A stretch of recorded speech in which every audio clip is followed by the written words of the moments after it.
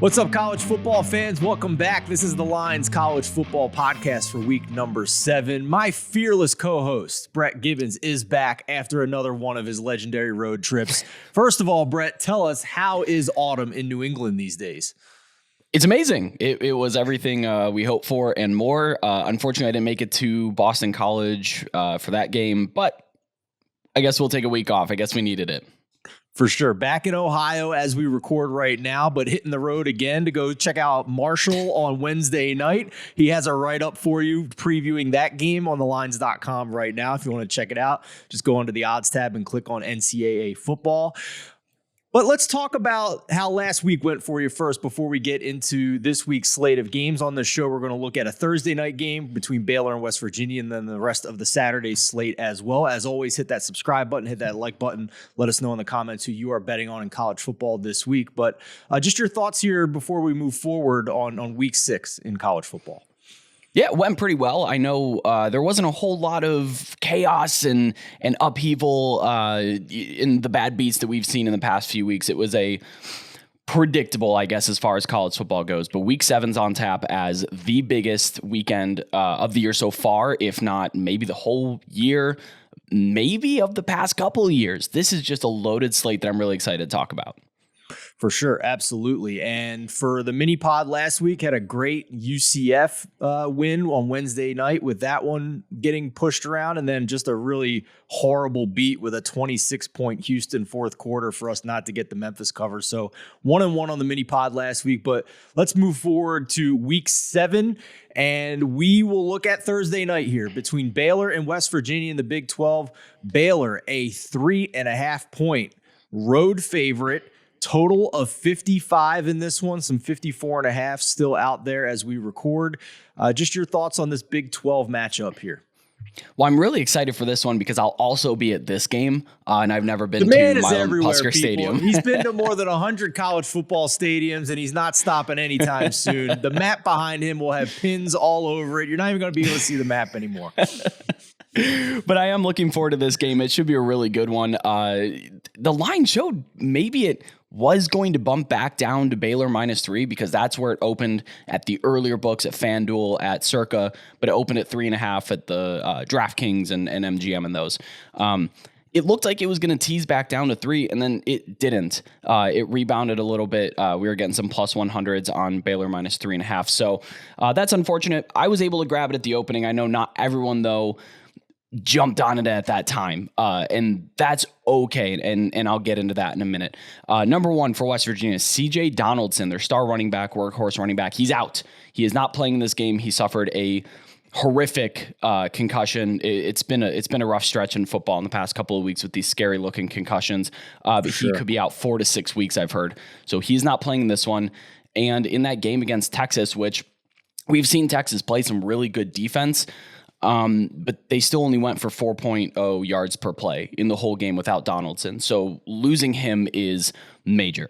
Now, West Virginia is also going up against Blake Shapen of Baylor, the quarterback who's been playing really well this season. He's completing almost 70% of his passes, throwing 9 touchdowns, only 3 interceptions. And West Virginia's secondary has some concerns. They're giving up yards to anybody and everybody that comes around and wants them. So I think Baylor is going to be able to take advantage through the air, and without West Virginia being able to control the clock and run the ball like they want to. I'm taking Baylor in the points. I'd take it. I took it at 3. I would take it at 3.5. I would take it all the way up until 6.5, I think. The aggregate power rankings that I have, or power ratings, pardon me, in front of me, which includes Sagarin, FPI, SP+, all those ones, favors Baylor by about 6 points on the road. So that's, I think, a good barometer about where it's at. I know Morgantown's a tough place to play, but Baylor's just a better team here. Couldn't have said it better myself. We are in agreement on this game. I also like Baylor to cover here on the road on Thursday night. The team West Virginia just lost to is Texas. They beat West Virginia 38-20 last time around. Texas on Saturday is hosting Iowa State, the number 22 team in the country. That's the Longhorns ranking at this point. They are a 16.5-point home favorite. This one kicking off noon Eastern time on ABC. We have a total in this game of 49.5, depending on where you shop. And we are starting to see some disagreement here with this spread, Brett. We have some 16 still on the board. We have 17 on the board with less juice. So not quite a consensus here. You can get the number that you want depending on where you shop. But I think this Quinn Ewers kid's pretty good, huh? That's one way to put it. He is the difference between Texas being a decent team and a very, very good team. And I know Oklahoma has all sorts of problems. I know their defense is a total mess. But Texas still looked really good. And Ewers objectively looked good. He was decisive. He was stupid accurate. Just every throw was like, wow, the ball just jumps off his hand. So I'm looking at Texas very differently than I did without Ewers. And that's interesting that you say it's climbed to 17 because it was 15.5 for the good part of Sunday, Monday. Tuesday started to creep up. Wednesday now it's creeping up, and it could continue to creep up. I think a lot of people are expecting to see Texas run away with them. So this is a different game for Iowa State, and Iowa State's played some good defense. Their metrics stand up on defense, but here's a list of quarterbacks they've played. Now, Spencer Petras, if we can call him a quarterback, they did play him. Yeah. They played Rourke at Ohio, but the worst Rourke, not the brother that's in the CFL now, is pretty good. His younger brother, who is not nearly as good. Adrian Martinez, who's been electric this year, but he's not a superstar passer. He gets it done with his legs. They played Jalen Daniels, who only had 14 attempts. Iowa State had 35 minutes time of possession in that Kansas game that only managed, I think, 25 combined points. And then they played Blake Shapen at Baylor, who threw for 238, 3 touchdowns, no picks. So I don't think Iowa State's even really that good defending the pass based on what we've seen. They faced nobody, and when they did face somebody, they gave up some production. So I think Ewers is going to be able to move the ball. Texas is going to be able to score. And I don't think Iowa State's going to be able to score. Against Power 5 opponents this year, they've scored 10 points, 24 points, 11, and 9 points. That's horrible. That is so bad. Although Texas, again, their offense is ridiculous. They had 7.2 yards per play against Oklahoma, and they only allowed 3.3 yards per play. That was Oklahoma down Dylan Gabriel. But again, I don't know how much more threatening Iowa State's offense is than Oklahoma's is, even without Dylan Gabriel. So I think Texas is going to run away with this one. I don't love the spread. It doesn't really excite me. If it was more like 13.5, if it was under 2 touchdowns, I'd be all over it, but it's not. I lean maybe Texas over the team total. We were talking about it in our college football Discord. If you find a link and jump on there, you can talk about it with us. But someone did throw out Texas over the team total 31.5. That's interesting. And again, if that Texas minus 15.5 pops again, I don't think it will. You can maybe jump on that. And for the novice bettors out there, shop for team totals as well. The spread and the game total is going to give you an idea of who's going to have the better number for a Texas team total. So like as we record right now, Texas is a 17-point favorite, total of 49 at DraftKings. That's going to be a more expensive team total over on Texas than if you were to go to BetMGM, for example, where Texas is still a 16-point favorite with a total of 49.5. So even if it's the same number, you're probably going to get a better price on that over. So don't just shop around for over-unders and spreads. You can also shop around for team totals as well if you want to follow what Brett is going to bet here and with the Longhorns team total over. And pay attention. Yeah. Sorry, I was going to say really quick on the team totals, pay attention to those two, because sometimes the spread and the point total will move, but the team total won't. And that creates value for bettors. So if you watch, maybe the point total jumps up 2 or 3 points, maybe the spread moves a point or 2 in either direction, and that team total stays the same, that is no longer an on-market number. That is an off-market number, and you should be attacking those. Absolutely. Quinn Ewers 4 touchdowns in that 49-0 beatdown against Oklahoma. In the Big Ten, a top 10 showdown, monster game between Penn State and Michigan. Noon kickoff on Fox. The Nittany Lions, the number 10 team in the country. The Wolverines, the number 5 team in the country. Harbaugh and Michigan, a touchdown favorite in this one with a total of 52.5, depending on where you shop. There is a juice 6.5 as we record still at FanDuel, but heavy juice on minus 120. We're seeing mostly minus 110, minus 7 for the spread across the board here, Brett. Yeah, and it kind of speaks volumes to this slate that we're looking at, where Penn State at Michigan is not the biggest game of the day. Yeah. Normally it would be, but we're talking about it being the second, maybe even the third biggest game of the day. I'm really excited for this one because I think there's a lot of opportunity on Michigan. Michigan has not been an impressive team so far this year because of their schedule, and when they've played teams like Maryland and even the early goings against Indiana, they weren't blowing them out of the water. So I think people are down on Michigan. James Franklin, though, let's talk about his road record against Michigan, Ohio State, and Michigan State. So kind of the big three in the Big Ten. Teams he's hired and expected to beat. He is 2-10 on the road against Michigan, Ohio State, Michigan State. And the average point margin in those losses is 16.5 points. He's lost by 30 or more points 4 times on the road. Again, to those 3 teams, he's paid to beat, he's expected to beat. And that's a big point of contention, and actually a big reason why I'm going to bet Michigan at 7 points. I'm good with 7 points. I'm not laying the juice on 6.5. It's just too much. I don't like betting totals that are juiced. But looking at the aggregate power rankings, Michigan favored by 9.5 points. Again, that takes into account Sagarin, FPI, FEI, SP+, you name it.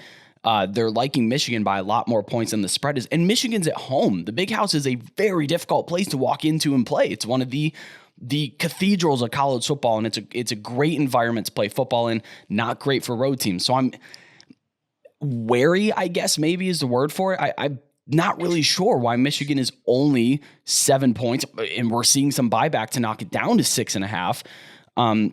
I want to talk about these run defenses really quick because it's really easy to look at it and say, oh yeah, Michigan's only allowing 2.6 yards per rush. Penn State's only allowing 3.0 yards per rush.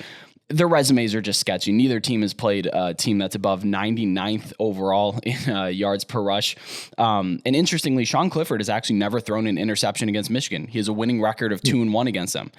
But I think Michigan's a better team here. And when you ask each of these teams to run the ball against a very difficult defense, Michigan has shown me that they can do that against Iowa.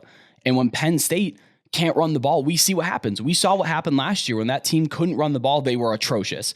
So I think when you put the ball in Sean Clifford's hands and ask him to throw it a lot more, it's going to go differently than if Michigan needs to line up and play bully ball or put the ball in J.J. McCarthy's hands and win the game. So I'm taking Michigan -7. By the way, one of those James Franklin wins over Michigan was during the COVID year. So yeah, well, let's talk about both of those, because one was against Michigan in that COVID year where Michigan went 2-4, and the other one was against Michigan State, who fired Mike D'Antoni that year. Those are his only 2 road wins against those 3 teams. Yeah, for sure. So I'm with you here. It feels like they are not properly taking into account home field advantage on this line for it to be less than 7.5. Less than 2 possessions. So I think I'm with you on this for sure. I think Michigan here. The first time James Franklin wins a big game at Penn State when it's not a COVID season, then I'll start taking him seriously in these road environments and especially the Big House here. That's a tough spot for James Franklin and the Nittany Lions. Staying in the Big Ten, another noon kickoff, this one on the Big Ten Network. Minnesota -6.5. Beg your pardon. Minnesota -6.5 at Illinois. Total here, a low total as you would expect, 39.5. Minnesota was the darling of college football analytics for a little while here, and then they lost 20-10 to Purdue. So where is your opinion now of the Golden Gophers? Hasn't moved. I think they're a very good team. They were without Mo Ibrahim last in that loss. They lost him for most of the game. And again, I hate to harken back on last season so much, but Minnesota could not do anything and was an objectively just okay team when they didn't have Mo Ibrahim in the backfield. So he is a difference maker to this team. I think he should be back is the reports I'm seeing. Plus he gets that extra week to rest up. So Minnesota's coming in on a rest advantage. And I think that's why they're favored by 6.5 on the road to Illinois. But who would have thought that we were talking about Illinois leading the Big Ten West after 6 weeks? They're 5-1, and they just keep beating teams that we say they're not going to beat. I think Minnesota is a different story. They're not as flawed as Wisconsin. They're not firing their coach. They're not as flawed as Iowa with that 15-point abysmal game that was just impossible to watch. But the Illinois run defense has been playing really well. They're only allowing 2.4 yards per rush. That's fourth nationally. But again, look at the sample size. Wisconsin, they're going through their own stuff. Iowa couldn't move the football against scout team defense. Indiana has their troubles running the ball. Virginia's terrible, and Wyoming is, whatever. So I'm not taking it too much into account, but they're getting the job done. And they can run the ball really well themselves behind Chase Brown. So, but are we comfortable with Minnesota as nearly a touchdown road favorite? I'm probably not betting it. I'm not sure either. Yeah, right. This could be a game where I look back and it's 24-3 Minnesota and be like, oh, of course they were the better team. Or we keep betting against Illinois and keep losing. Those are kind of the two options here. Yeah, for sure. I think, Minnesota, again, the darling of the metrics, they are number 2 in the nation in EPA margin. They are basically top 20 in every stat across the board when it comes to EPA offense and defense. And then, Illinois, they just come off a win, but it was 9-6 against Iowa. Like your very prototypical, stereotypical Iowa game. And across the board here, they have a very strong defense. I'll give them that. I mean, Illinois is elite, it appears, on defense when it comes to EPA allowed. But that offense is a question mark here against Minnesota. So can they keep this low scoring? Can they keep it close enough? I'm tempted if we get to 7 here. 6.5, I'm not sure. I kind of disagree with the number already on 6.5, but like 7 would be really interesting here if we get some people back in Minnesota based on these metrics. What are your thoughts if we get to 7? I'm probably not betting Illinois either way. Okay. It's one of those, they've gone into my do not fade list, and I know betting on them is not fading them, but it's kind of one of those things where, like, and we'll talk about TCU here in a couple of minutes, but they keep winning, and you have to give them their respect because they keep winning, but every win looks worse and worse every week. Yeah, in terms of what their opponents have done against other opponents, right? Is that basically what you're saying? Yes. Yeah. I'm with you, man. I'm with you. It's scary. I'm not saying I'm going to bet it, but I'll say I would not bet Illinois unless it gets to 7. But I think with all the metrics with Minnesota, sorry everybody, battling a little something over here. I think with all the metrics with Minnesota, this is probably going to be one-way action, I would assume. So if you're wanting to bet Illinois, hold out, get as close to kickoff as you can, and see where this number goes. All right, it's not the main event for this loaded college football slate, but in this house, it is the main event of this college football slate. My Syracuse Orange, number 18 in the country, mind you, facing the number 15 NC State Wolfpack. And to my bewilderment, the Orange are 3.5-point favorites, 3:30 p.m. kickoff on ACC Network. I don't even know if I have ACC Network. I got to figure that out too, by the way, with all these damn college football networks. Over under 44 in this one. But let's be honest here, Brett. The only reason that Syracuse, despite being 6-0, is more than a field goal favorite in this game is because of quarterback question marks with NC State. Yeah, Devin Leary's probably not playing this game. The coaching staff was kind of vague about it. They said it could be 6 weeks, could be 1 week. That tells me it's probably going to be closer to 6 weeks. Again, you know how college injury reports go. They're not going to release it, so we're not going to know until game time. Kind of like what Oklahoma did, sending Dylan Gabriel out there in full pads warming up, and then no, just kidding, he's not playing. Yeah, Devin Leary's hurt. That kind of sucks. I kind of feel like the end of the road for NC State believers. I was one of those preseason. I was super high on NC State. But if Leary's not playing, they have a good defense to win games, but I don't know if they have the offense to win a lot of games. How about this, though, for Syracuse? Last game, it was against FCS Wagner that they won 59-0, but they played 10-minute quarters in the second half. Everybody's over-under bets got canceled because friggin' Dino Babers isn't a man of the people and wasn't everybody to cash their damn bets. Like, what are we doing here? This isn't Pop Warner High School JV football. It's 15-minute quarters. We got bets to cash, Dino. I didn't even know that this was allowed at the FBS level. What are we doing? Now I got a 59-0 win. Now I got a handicap because the FCS team's so bad they might play 10-minute quarters in the second half. Like, it's hard enough, man. I don't think I've even seen that. And I know Nick Saban's Nick Saban, but I don't think I've seen that when Alabama hosts like some poor opponent and just beats up on them. They're like, oh no, we're playing the full 60 minutes. Nick Saban cashes tickets, damn it. Come on, Dino. 15-minute quarters till the end. You want to run the ball? You want to kneel the ball every possession? I don't care. We need legal bets. That's tough. We need bets tough. Cashed. You're right. I completely forgot about that off the top of the show when I was saying that there were no bad beats. That's an all-timer. That's an all-timer. Yeah, that's tough. Although the handle for Syracuse Wagner was probably the same as the amount of money I have in my wallet right now. So yeah, there weren't two. Yeah, right. So, well, speaking of handle and bet percentage, I'm not sure the majority of people know Devin Leary's not playing, or they're very optimistic he is, because NC State has 83% of bets as of yesterday on them. I'm not betting NC State. Yeah. Are you? No, I mean, that reeks of people looking at the ranking next to these two teams and saying, oh, I'm just going to take the number 15 team who's an underdog in this game. Now, do we know anything about their backup quarterback? Because I think that's why there's more tickets on NC State. But I don't know anything about their backup quarterback. That's always a mystery in college football. Sometimes there's a really good recruit who just hasn't played. And with that being said, this is going to be from everybody I've talked to up in Central New York. This is going to be a sellout. This is going to be loud. This is going to be the biggest, loudest atmosphere Syracuse has had for a football game in probably 20 years since like Donovan McNabb was last there. So it's not going to be easy for any backup quarterback if Leary doesn't play. Yeah, the backup got it done against Florida State in kind of a weird game. I think it was 19-17 was the final. But the backup was poised, but they didn't really score a whole lot of points with him.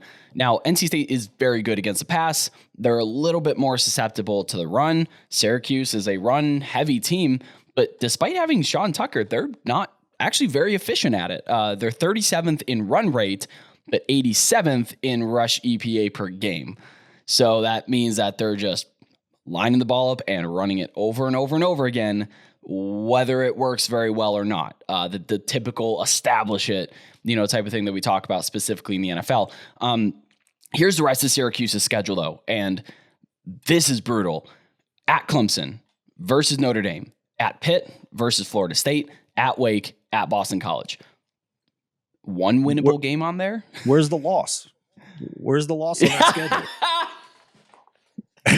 Where's the win on the schedule is what I'm worried. That Boston College game is legitimately the only one, and maybe hosting Florida State at home because Notre Dame's starting to find their stride here under Marcus Freeman. They're not looking past NC State. They are not. This is not a look ahead spot. But the start of a very, very tough stretch here, where they have to go to Clemson and then turn around and host Notre Dame the next 2 weeks. Maybe they look at NC State and they're like, Leary's not playing. This is a beatable team. I think with the week off and the atmosphere, I don't think they're looking ahead here. I'm not worried about that. I think everybody in the program understands, including the players and the coaches, how big of a moment this is, especially for Dino Babers, who has yet to get a contract extension, with next year being his final year on the contract. They understand what's at stake here. And on top of that, yes, the back of the schedule is backloaded. But let's not forget, Syracuse doesn't go bowling very often, and they can lock it in right here, right now, if they get this win and stay on top of the division in the ACC. So I'm more worried about just the efficiency in the running game, like you were talking about. Yeah, I'm not betting on this one just because these are two fairly mistake-prone teams that will shoot themselves in the foot. Both of them. We've seen both of them do it this season, even in wins. And they're among the most penalized teams in the country, both of them. Inefficient run games, backup quarterback. This just has all sorts of no thank you written all over it. Yeah, I'm honestly with you. I'll be at home rooting for them to win, but in terms of laying 3.5 with the Syracuse University football program in a big game, no, I'm good. I'm not going to lay more than a field goal. If for some reason this gets under 2.5 with the backup quarterback I'm sorry, if for some reason this gets under 3 and we get 2.5 or better with the backup quarterback playing for NC State, then I will consider that. But let's not forget that Syracuse is also very lucky to still be undefeated with a last-second deep ball touchdown to beat Purdue a couple of weeks ago, and barely snuck by Virginia 22-20 with a last-minute field goal in that game. So a little bit of one-possession game luck here for Syracuse to go with this. And NC State may be reeling a little bit, but they are still the better program with more talent on that roster. So let's not forget that as well. Moving on here to the rest of the afternoon window, and let's head back to the Big 12, where number 8 Oklahoma State is at number 13 TCU, a 3:30 p.m. kickoff on ABC. The Horned Frogs, a 4-point home favorite, over-under of 68.5 points in the Big 12, Mr. Gibbons. This is the game I think I'm actually most interested to see the results, because I've been fading TCU all season. I saw what they were last year. They had a ton of turnover in their program, a brand new head coach, and I just didn't know what to expect from them. But each and every week, I have been proven pretty wrong. TCU is a very good football team. But like I said before, each of their wins is looking worse and worse every week. Oklahoma, huge win. Well, it turns out they're pretty bad. Kansas, pretty good win, but is Kansas just a fun team, or are they a good team? Even SMU. Oh, great. Oh, well, now they're 2-3. So I'm interested to see they're playing a legitimate opponent. Oklahoma State is extremely good, especially on offense. Now that look at Spencer Sanders. This man he's been a playmaker for years. We've known that. But he's also been the guy that will break your teams back in half when you least expect it and when you need him to do most. Look at the Bedlam game from last year. He kept turning the ball over, was like, Oklahoma, take the win. And Oklahoma's like, no, we don't want this win. It's okay. Lincoln Riley's leaving. But now he's cut down on those turnovers, and he's one of the best quarterbacks in the nation. So this is going to be a really fun matchup between him and Max Duggan, who I think is maybe the most improved player year over year. I mean, he's playing out of his mind. Quentin Johnson, receiver for TCU, had over 200 receiving yards against Kansas. He's just a monster. He's one of those guys where you just chuck it up to him and he'll come down with it. So against Oklahoma State secondary, I think Quentin Johnson's going to play pretty well. Again, both teams are just really good at passing. That's why we're seeing this 68.5 over under. Again, I still have questions around TCU, and I'm done fading them. So I'm not betting on this game because I've had success betting short underdogs on the road in the Big 12 this season. But I'm off. TCU's on my do not fade list. For sure. This line has moved a little bit. It's gone to 3.5 at most spots. TCU, the favorite. So a little bit of money coming in on Oklahoma State, but you hear the concerns that Brett Gibbons has in this one. No bet for him in this Big 12 matchup. Let's head over to the SEC and probably the game of the day in the college football. Number 3, Alabama at number 6, Tennessee. Alabama, a 7.5 point road favorite. Total of 65.5. Not your grandpop's SEC football in this one. How do you see this one, man? This one is huge. Is Tennessee for real? Can they hang with your boy, the guy you mentioned as a preseason Heisman long shot as well, Hayden Hooker here, right? So here it is. Here's your chance.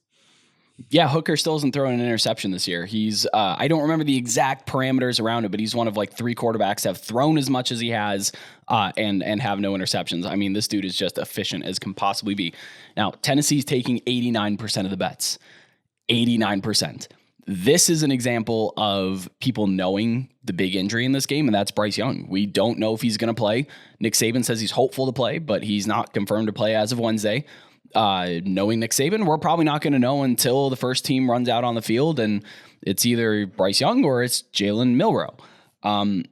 If Bryce Young doesn't go, based on what I saw against Texas A&M last week, Tennessee plus 7.5, pretty good. You better be on your phone. You better be on your phone and checking those reports constantly, because if that comes out, this line's moving in a heartbeat. Yes, it is. And one of the indicators of that is actually one of my best bets of the week, which is the first half line. Now, typically, the spread is cut in half, and that's your first half line. That the books usually assume the teams are going to play pretty equally in the first and second half. They don't try to put in, well, this team might play better in the second. They don't mess around with that. It's usually the spread divided by 2. Not the case here. Tennessee is a 5-point underdog in the first half on a 7 to 7.5 point spread full game. I'm diving on Tennessee first half. I'm not messing with the full game, again, because of the questions around Bryce Young. The fact that this is such a high-profile game, probably the biggest of the year. There's eyes all over this thing. Attention is, the market is very strong for this game, especially for college football. You're not going to find a much stronger market than this game before the playoffs roll around. So I'm looking at this Tennessee +5 because I think the game day atmosphere of Tennessee, probably their biggest game since Peyton Manning's been on campus, since they won the national championship. They're going to come out strong, and Hendon Hooker can throw the ball. I think he's going to be able to throw the ball in Alabama's defense. No, even though that they're very good. And it could be one of these classic things we see in the SEC all the time where the home team is jazzed, they're souped up, they run out there and they play a really inspired first half and they take it to the break up by 3, tied, maybe just down by 3. And it's one of those deals where we've just seen it 100 times. So I'm taking Tennessee in the first half. I'm not touching the full game because who knows how Nick Saban can adjust at halftime. And again, if you take Tennessee +7.5 and Bryce Young plays, your bet is in hot water. Because I think Alabama's, we know about Alabama. They're the better team. They're incredible. When you have a Heisman quarterback playing for you, I'm not really taking 7.5 points with anybody. But again, you can throw on Tennessee, but Jalen Milroe can't really throw. He hasn't shown it in 2 games. He's a terrific runner, but Tennessee's actually top 10 in the country against the run. They're surprised. They're quietly very good against the run. Maybe surprisingly because people are like, oh, well, you can do anything on Tennessee. No, you can't run on them. You can throw on them, but you can't run on them. And I think if Jalen Milroe plays, Alabama won't be able to throw the ball. And we could be looking at a Tennessee outright. But again, pump the brakes, be extremely diligent. This number is going to move in one direction or another based on who's going to play quarterback for Alabama. Let's check in on these Heisman odds, by the way, as we talk about this game as well. And with the Bryce Young injury, it is now CJ Stroud who is minus money here. He is favored over the field. Minus 130 pretty much is the best price you can get on Stroud. Caleb Williams at USC, 12-1 is the best price on him. Then there's Hendon Hooker, who you mentioned in the preseason. What was he, like 50-1 in the preseason? Something like that? Yeah, Hendon Hooker was, I think he was 60-1. 60-1 on Hendon Hooker. So now he's 11-1 up to 14-1, even as short as 7-1 at Bet Rivers. So he has skyrocketed up the board. And then he's basically in that same tier with Bryce Young, who with the injury situation is down to anywhere between 12 and 16-1. So here, I'm going to put your feet to the fire here. If you think Tennessee can win this game, which you're only interested in the first half bet, you're on record for that. But do you think CJ Stroud at this point should be this much of an overwhelming favorite in the Heisman market? Or is there really a good opportunity here to take a shot on somebody at a double-digit number? You can take a shot on somebody just because those kind of season-long favorites are usually not the ones to win it. We've highlighted that on the podcast here before. Ignore the jerseys behind me. CJ Stroud is deservedly the odds-on favorite. He's making it happen without Jackson Smith and Jigba. And I know that his receiving core is nasty, but there is part of it where he's making them nasty. You see some of this ball placement that he does. Nobody in the country can throw the ball like he can. So he's deservedly the odds-on favorite. Now, Bryce Young, I think his Heisman campaign is done. It's over. If you miss a game or two, you're toast. There is such a razor-thin margin in college football, particularly with the Heisman Trophy, that in a class as strong as this one, with Caleb Williams, who can make a name for himself this week, with CJ Stroud, who's continuing to shred, doesn't matter who, everybody and anybody, and then you have guys like Hendon Hooker that are upcoming. Stetson Bennett's still kind of in that conversation. Adrian Martinez has jumped onto the field. When you have such a loaded class like that, and you see Alabama can still win without him, I think Bryce Young, he won his Heisman. That's great. It was tough for him to repeat anyway. I think the campaign for 2022 is toast for him. Before we move on to our final game, which is USC and Utah, the only other Heisman guy I want to ask you about is the Clemson quarterback, DJ. I always mess up his name. Can you Uiagalelei? Did I get that close? Uiagalelei, I think it is. Uiagalelei. Thank you. I always miss a syllable in there. My apologies. I just call him DJU. DJU, yeah. So he's 25-1. We know their schedule is cakewalk, and we know that just going undefeated immediately puts you in the Heisman conversation. He's got 17 total touchdowns, only 2 picks. He's got 1,400 passing yards. I think the CJ Stroud's 1,700. We know Ohio State likes to run the ball as well, so there's an opportunity maybe for him to catch Stroud. Any interest in him? No. And I've seen people putting bets down on him. No, I'm not interested in him at all. And that's just from my eyeballs tell me that he's not that good of a quarterback. And when it comes to the Heisman Trophy, it's about flash, it's about pop, it's about, wow, look at this guy. DJU doesn't have any of that around him. He really wasn't preseason. He was among the Heisman favorites, contenders, whatever you want to call it, at his odds. And then he wasn't in the conversation until they played Wake Forest. Wake Forest couldn't stop anybody at all. I'm not interested in him. He was somebody on my fade list from the start because he could get benched at any time. Doesn't look like he's going to get benched now because he's not as bad as he was last year, where he only had 9 touchdowns and 10 interceptions. He's playing better. Again, schedule, he just doesn't pop off the page. I'm not interested in him whatsoever. Fair enough. I tend to agree. It's a attractive number, but I think you probably need a CJ Stroud injury at this point for DJU, or a couple of Ohio State losses. I'm not sure. What'd you say? I say, or a few injuries at this point, because I still think that there's other guys that are just more interesting than DJU is. Fair enough, yeah. Or an Ohio State couple of losses. I'm not sure which is more unlikely at this point, an injury or a couple of Ohio State losses. So, all right, final game on the slate, Pac-12. Really the game of the year in that conference, what's left of it. USC number 7 at number 20, Utah. Utah, a 3.5-point favorite. I think that's going to surprise a lot of casual fans, given how much hype USC has had. Over under 65 in this one. Do you agree with Utah being more than a field goal favorite in this game against the hyped Trojans? That's interesting. More than a field goal favorite. If you're going to ask me if I agree with them being favored, the answer is yes. But more than a field goal favorite is interesting. I am not getting in on this. This is the first big game for USC under Lincoln Riley and Caleb Williams.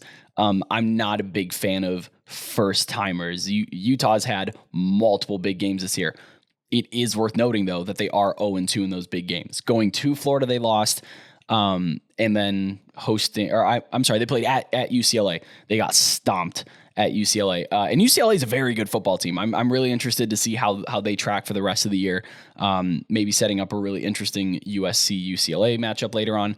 That 3.5 is interesting, but I'm not laying the points with USC.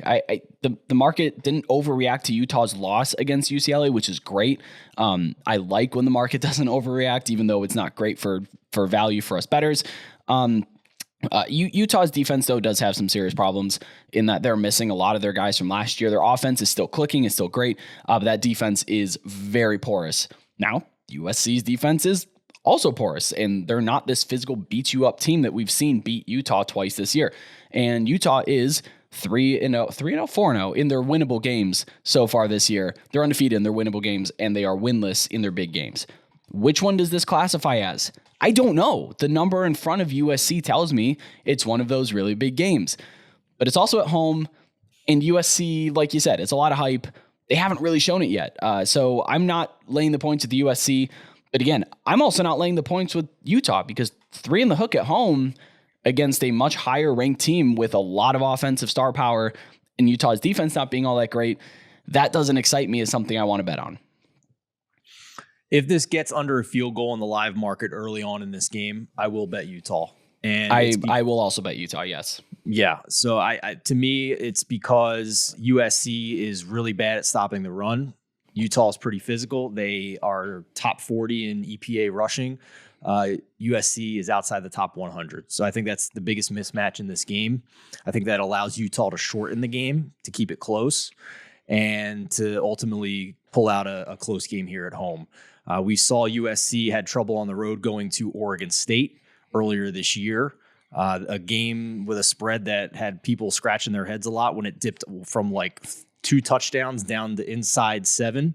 And it was the right side. Oregon State was in that game all the way and frankly probably should have won the game. USC squeaked out a 17-14 win in that one. So I think that this line is appropriate. I'm surprised it's this. It seems the market has sniffed it out. It seems the odds makers have sniffed it out, and they've had this game circled all season long as a spot where USC is most likely to lose. But if we get under a field goal in the live market, I'm in. And you said you agree on that, right? Yeah, I do. And I think our opportunity for the market catching up to USC and being able to bet USC pretty profitably is over. That kind of sucks. It was a fun ride while it lasted. And it's not to be understated that Rice-Eccles Stadium is a extremely difficult place to play. This isn't, no offense to Oregon State, this isn't Reser Stadium. This is Rice-Eccles in Salt Lake City. It is one of the most difficult places to play in the Pac-12, maybe behind Autzen. I'm with you. I agree. All right. That's it for our college football show for this week. Enjoy it. It is a loaded slate headlined by Syracuse. No, I'm just kidding.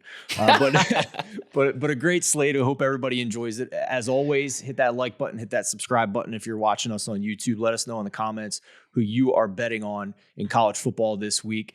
And if you go to thelines.com, top right corner, hit that Discord button. It's free to join our Discord channel. Go to the Rolls channel and click the buttons next to each person's name so you can get push notifications every time we lock in a bet. I'm doing a lot of NFL bets. Brett's locking in a lot of college football bets. That lets you know when we bet it to give you the best opportunity to get the number where it needs to be before the line moves and you lose value. So awesome new feature. Go check it out. And again, thanks for watching. For Brett Gibbons, I'm Steven Andress. Best of luck with your college football betting.